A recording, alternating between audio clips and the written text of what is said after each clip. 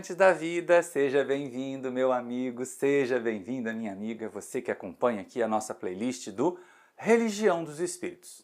Esta obra lá do finalzinho da década de 1950, em que o Emmanuel pinça uma questão, um pedaço de questão, para nos fazer refletir do Livro dos Espíritos para o nosso dia a dia, para a aplicação às nossas vidas. Essa é a questão, trazer da base da codificação para o nosso dia a dia. E hoje essa é uma mensagem interessante porque o Emmanuel dá uma invertida. Ele pega aqui uma observação que Allan Kardec faz, que na verdade os espíritos fazem para Allan Kardec, e traz para nós, para o nosso dia a dia. Aquela ideia assim, eu vou acreditar a hora que eu começar a ver fenômenos, a hora que eu vi um espírito materializado aqui na minha frente. Mas nada! E é isso que ele aprende aqui. E aí Emmanuel vai perguntar assim, olha, se a gente estava tão acostumado a pedir a Deus sinais do seu poder, sinais da espiritualidade, que sinais nós damos para Deus de que nós queremos evoluir, não é? Porque pedir sinais de Deus ou a Deus é moleza. Muitos de nós fazemos isso há séculos até nas outras religiões.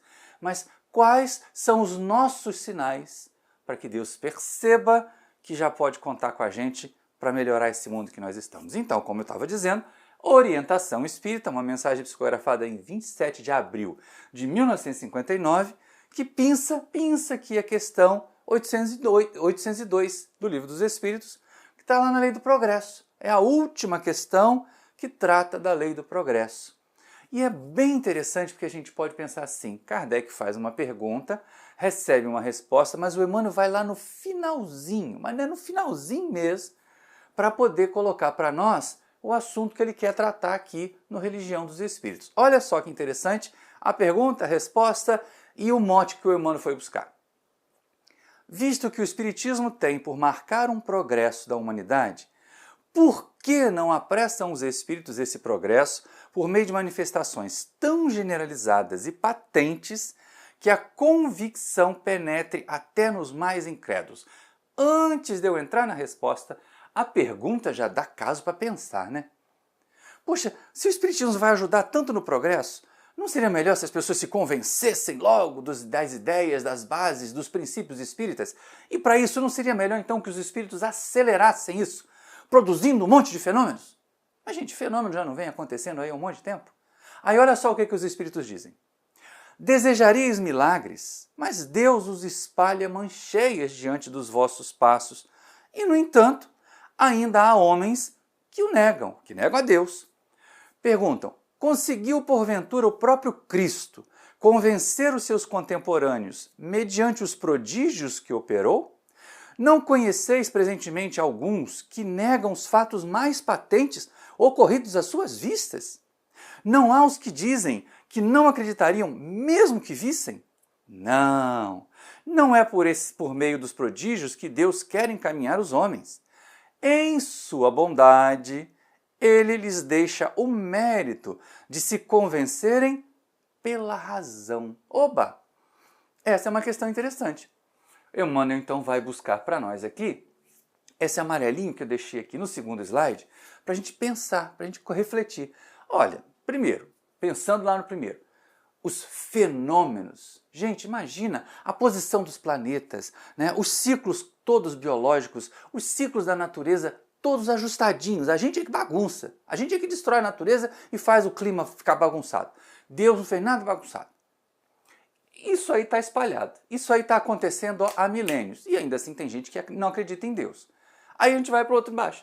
Nem Jesus, com seu poder todo, nem o governador espiritual do planeta convenceu todo mundo fazendo fenômenos. Como é que você acha que é a gente? Como é que você acha que alguns espíritos aqui e ali da codificação, que não são espíritos puros, são até bons espíritos, são espíritos dedicados, outros não, outros são espíritos inferiores que vieram ajudar mesmo? Como é que a gente vai conseguir convencer as pessoas fazendo esses fenômenos mais simples, se nem Jesus conseguiu convencer a todos? Então, não é por meio de fenômenos. A gente até poderia pensar, puxa vida, o Emmanuel vai usar essa questão de combater a ideia de fazer fenômenos para fazer prosélitos no texto de hoje. Não. É aí que vem a tal da invertida. Se pede sinais, se pensa em sinais para realizar o convencimento das pessoas, mas olha só, olha o que está aqui grifadinho, aqui, ó, ressaltado. Não é por meio de prodígios que Deus quer encaminhar as pessoas. Em sua bondade, olha só que coisa fofinha, né? Em sua bondade, ele deixa o mérito de se convencerem à razão. Então somos nós que vamos ter que pensar, nós que vamos ter que estudar para nos convencer. Passada essa ideia do fenômeno, agora vem aquilo que o Emmanuel coloca para nós. Olha só. Declaras-te necessitado de orientação para que te faças melhor ante o Cristo de Deus.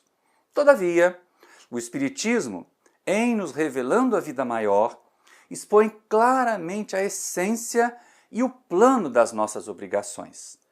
Todos somos férteis em petições ao Senhor, invocando-lhe auxílio, esquecendo-nos, contudo, de que no campo das necessidades humanas clama o Senhor igualmente por nossos braços. Se a gente olhar para esses dois slides, o Emmanuel já começa desmontando a ideia dos fenômenos.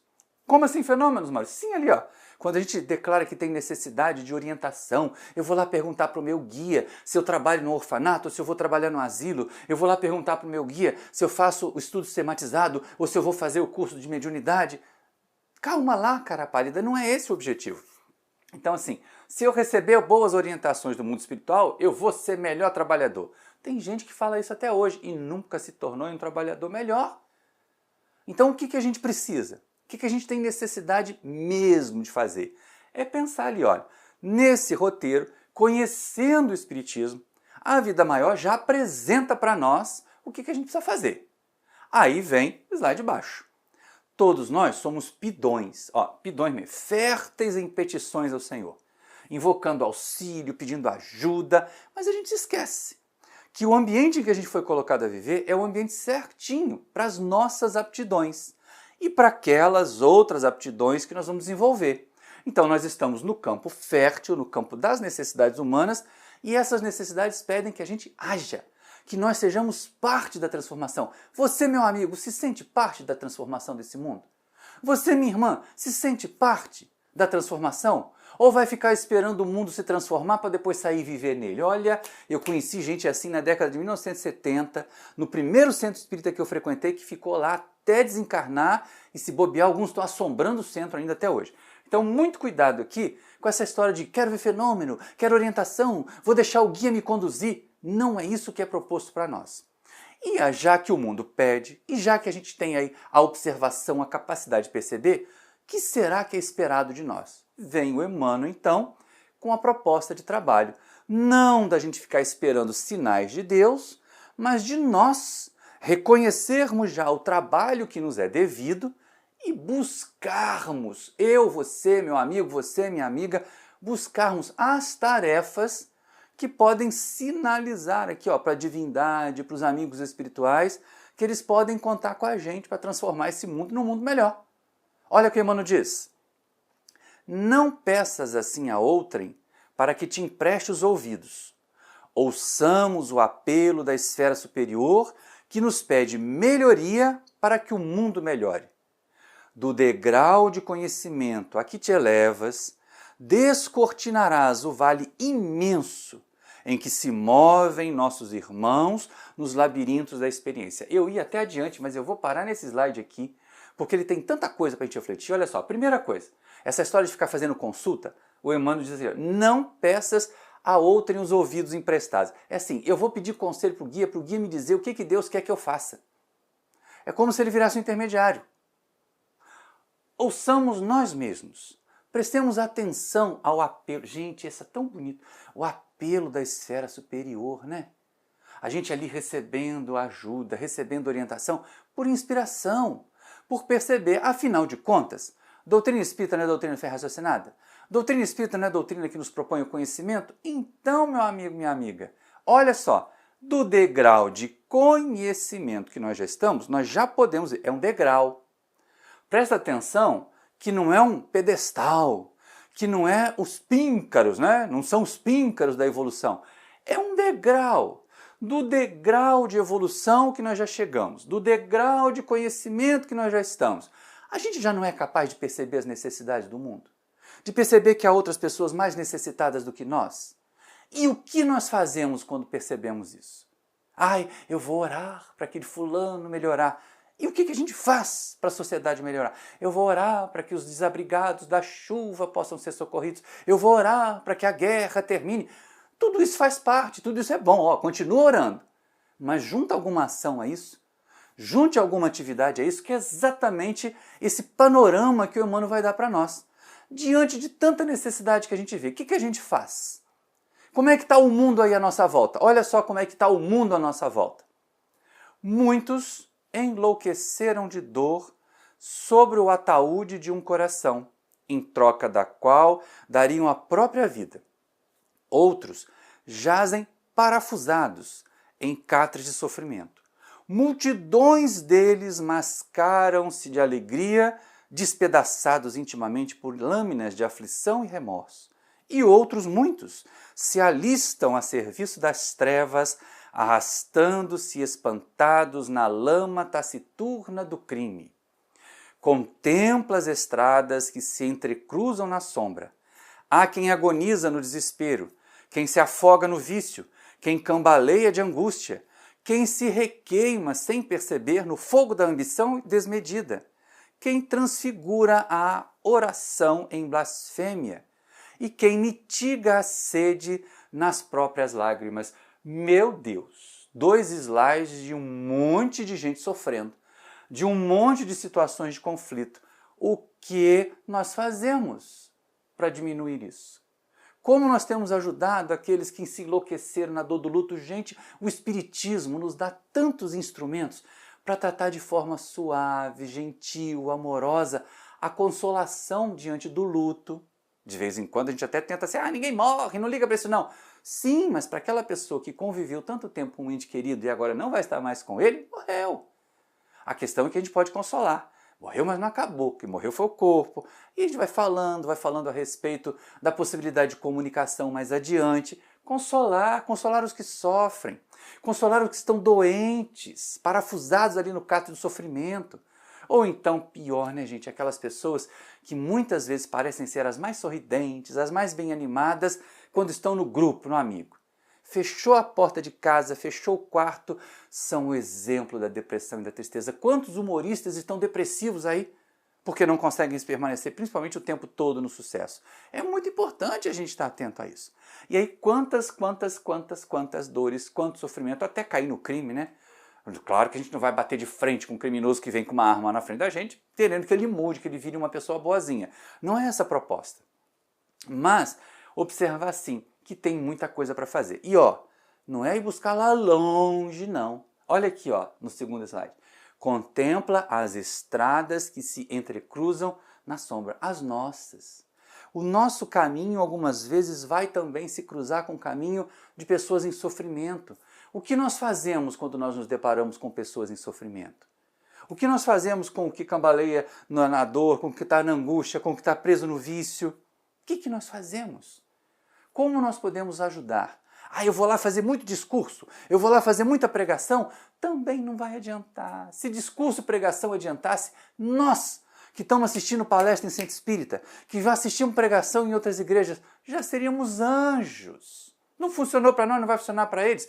Discurso demais não funciona. Tem que continuar sendo falado, tem que continuar sendo mostrado o caminho do bem. Mas a melhor coisa a fazer é caminhar pelo caminho do bem, ajudando aquele, dando o braço para aqueles que estão sofrendo. E aí o Emmanuel vai fazer, então, o convite. Sai daí agora do seu degrau, ou do seu pedestal, porque de vez em quando a gente acha que está num pedestal, né?